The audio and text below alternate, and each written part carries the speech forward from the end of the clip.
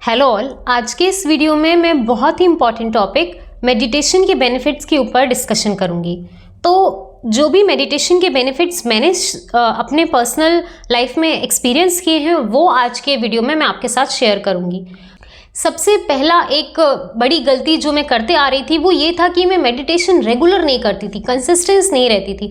वो एक बहुत ही ज़्यादा बड़ी मिस्टेक होती है जो भी लोग मेडिटेशन स्टार्ट करते हैं। मेडिटेशन कोई जैसे हम खाना रोज़ खाते हैं, पानी रोज़ पीते हैं क्योंकि ज़रूरत है, वो उस दिन की ज़रूरत है। अगर नहीं खाएंगे तो डिहाइड्रेशन हो जाएगा। ऐसे ही मेडिटेशन भी हमारे माइंड के लिए उतना ही ज़्यादा ज़रूरी है एंड डेली प्रैक्टिस करना ही ज़्यादा ज़रूरी है। अगर आप हफ्ते में एक बार करेंगे, 15 दिन में, महीने में एक बार करेंगे, एक तो आप जब शुरुआत करेंगे तब आप अनस्टेबल होंगे स्टार्टिंग में, और ऊपर से आप उतना फोकसली नहीं कर पाएंगे। तो मेरी सबको यही सलाह है कि आप डेली प्रैक्टिस करें मेडिटेशन के लिए, तब आपको सबसे ज़्यादा बेनिफिट उसके तब होंगे। अच्छा, अब मुझे क्या क्या बेनिफिट्स हुए हैं वो मैं आपके साथ शेयर करूँगी। पहले भी मैं मेडिटेशन करती थी पर जैसा मैंने बताया इरेगुलर थी तो उसका कोई बेनिफिट समझ में नहीं आता था। लगभग 3 से 4 महीने से मैंने रेगुलर कर दिया है मेडिटेशन करना। भले ही 5 मिनट 10 मिनट करती हूँ लेकिन रेगुलर करती हूँ, हर दिन करती हूँ। तो उसके क्या क्या बेनिफिट्स मुझे समझ में आ रहे हैं वो आज के इस वीडियो में मैं आपके साथ शेयर करूँगी। पहला और सबसे बड़ा बेनिफिट जो मुझे समझ में आता है वो है क्लैरिटी।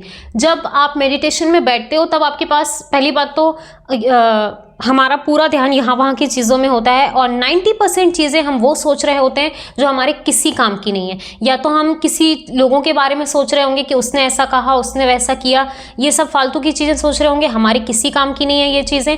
दूसरी चीज़ें जो हम गलत चीज़ें सोच रहे होते हैं कि हमें ये भी लेना है, वो भी लेना है, वो ऐसा हुआ था, ये ऐसा हुआ था। और तीसरी और सबसे बड़ी चीज़ें हम सोच रहे होते हैं सिचुएशन के हिसाब से कि यार अगर ये हो गया तो वो कल क्या करेंगे, आज क्या हुआ।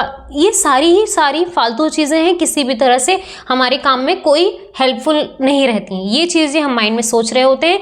जब हम आराम से बैठ के सोचते हैं कि यार हम ये माइंड में सोच रहे हैं, तब आपको पता चलेगा कि हम अपने माइंड को फालतू में बिजी रख रहे हैं। इन चीज़ों का कोई बेनिफिट नहीं है। बोलते हैं ना कि आप अपने थॉट्स को देखिए कि आपका माइंड क्या सोच रहा है, वहाँ से आपको समझ में आएगा कि ये आप सही दिशा में काम क्यों नहीं कर पा रहे। तो जब आप बिल्कुल मेडिटेशन में बैठ के अपने माइंड को एकदम खुला छोड़ दीजिए, उसको जो सोचना है सोचो, और आप उसको ऑब्जर्व कीजिए कि क्या ये सारी चीज़ें जो मेरे माइंड में आ रही हैं ये कहीं से भी किसी भी तरह मेरे काम की हैं। आपको समझ में आएगा कि सारी 90% फालतू की चीज़ें आप सोच रहे हो जो किसी तरह से आपके काम की नहीं है। अच्छा, अब ये माइंड में कहाँ से आई ये आपको भी पता है। आप दिन भर में जो एक्टिविटी करते हो वही आपका माइंड सोचेगा। आप जो चीज़ इन 5 इंद्रियों से जो आप ऑब्जर्व कर रहे हो वही आपके माइंड में जाएगी। आप जो देखोगे, जो सुनोगे, जो बोलोगे, वही चीज़ें आपके माइंड में चल रही होंगी। तो आप पहले तो वहाँ पर कंट्रोल करना चालू कर दोगे कि नहीं, फालतू की चीज़ें मुझे कंज्यूम नहीं करनी है। जैसे हम यूट्यूब पे भी करते हैं कि फालतू का डेटा सब कुछ कंज्यूम नहीं करना है, वरना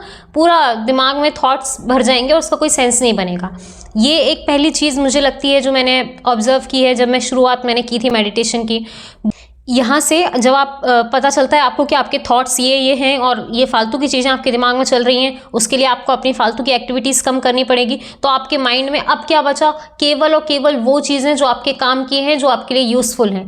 तो फर्स्ट पॉइंट जो मुझे लगता है सबसे ज़्यादा ज़रूरी मेरे लिए जो हेल्पफुल रहा है वो है क्लैरिटी। माइंड में एकदम क्लैरिटी आ गई है, मुझे क्या काम करना है, क्या नहीं करना है, मैं केवल वही सोचती हूँ, वही करती हूँ।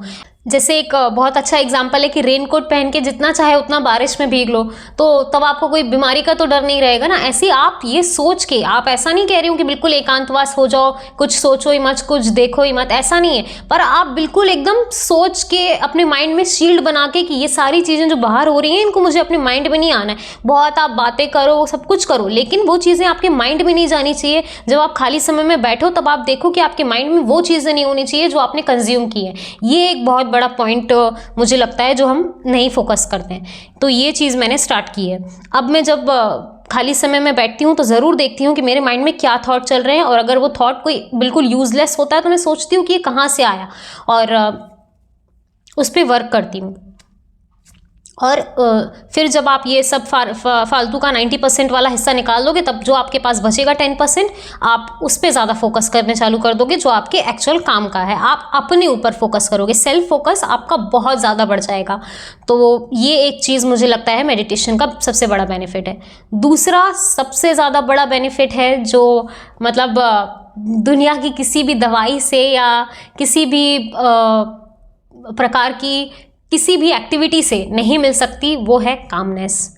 आपका माइंड एकदम रिलैक्स हो जाएगा, एकदम काम हो जाएगा। मैंने पहले भी कहा, जैसे 90% चीज़ें फालतू की रहती हैं हमारे दिमाग में, उन्हीं 90% का हम फालतू टेंशन भी लेते रहते हैं, दूसरे का टेंशन हम लेते रहते हैं।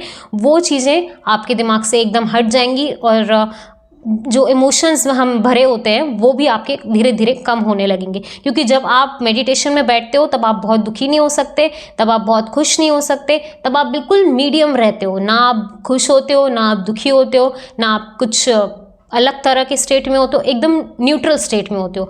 ये न्यूट्रल स्टेट अगर आप अपनी लाइफ में लेकर आ गए, फिर तो आपकी आधे से ज़्यादा प्रॉब्लम वहीं सॉल्व हो जाएंगी।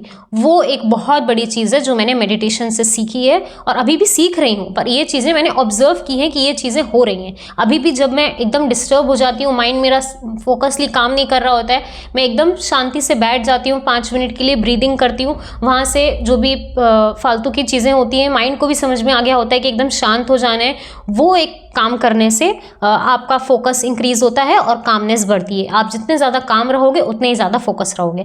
तो ये 2 चीज़ें थी जो मैंने मेडिटेशन से ऑब्जर्व की हैं। आगे भी मैं मेडिटेशन की प्रैक्टिस रेगुलर कर रही हूँ। आगे जो मैं ऑब्जर्व करती हूँ उस पर ज़रूर वीडियो बनाऊंगी और आप सभी के साथ ज़रूर शेयर करूँगी। आप अगर मेडिटेशन करते हैं तो उसके क्या क्या बेनिफिट या चेंजेस आपने देखे हैं वो कमेंट सेक्शन में ज़रूर लिखिएगा। ये वीडियो देखने के लिए आपका बहुत बहुत धन्यवाद।